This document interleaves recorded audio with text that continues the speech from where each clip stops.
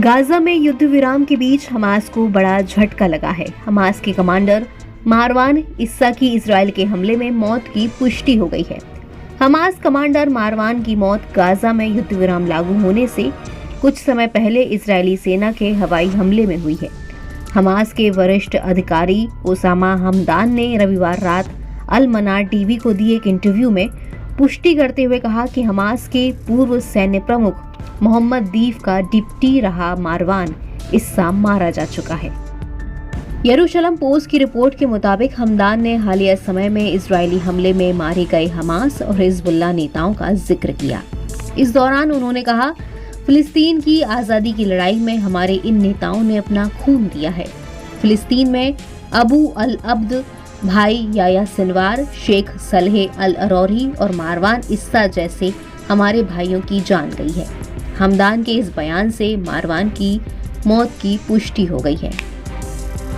Israeli सेना ने आरोप लगाया था कि हमास की सैन्य शाखा का उप कमांडर मारवान दक्षिणी इजराइल पर 7 अक्टूबर को हुए हमले का मास्टरमाइंड था।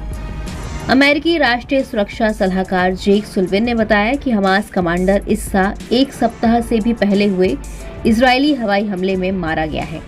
इजरायली सैन्य युद्धक विमानों ने मध्य गाजा में एक भूमिगत परिसर में इस्सा और हमास के दूसरे अधिकारी को निशाना बनाया था। इजरायली सेना ने कुछ महीने पहले के हमास में इस्सा के मारे जाने की बात कही है। इस्सा 2012 से हमास की सैन्य शाखा कसाम ब्रिगेड के नेता मोहम्मद दाइफ के डिप्टी के तौर पर काम कर रहा था। इस्सा ने एक अन्य शीर्ष कमांडर अहमद अल जाबरी की हत्या के बाद ये भूमिका संभाली थी। इस्सा ने हमास की सैन्य परिषद और उसके गाजा राजनीतिक कार्यालय दोनों में काम किया, जिसकी देखरेख समूह के सर्वोच्च पदस्थ अधिकारी याया सिनवार की थी। ये हमास में इस्सा के कद को दिखाता है।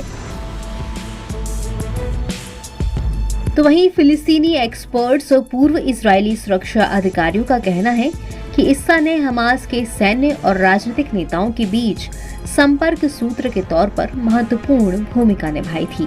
इस्सा को डैफ और सिनवार का एक महत्वपूर्ण सहयोगी बताया गया है। ऐसे में इस्सा की मौत हमास के लिए झटके की तरह है। हालांकि एक्सपर्ट्स का मानना है कि इससे हमास पर कोई खतरा नहीं है, क्योंकि फिलहाल युद्ध विराम लागू हो गया है।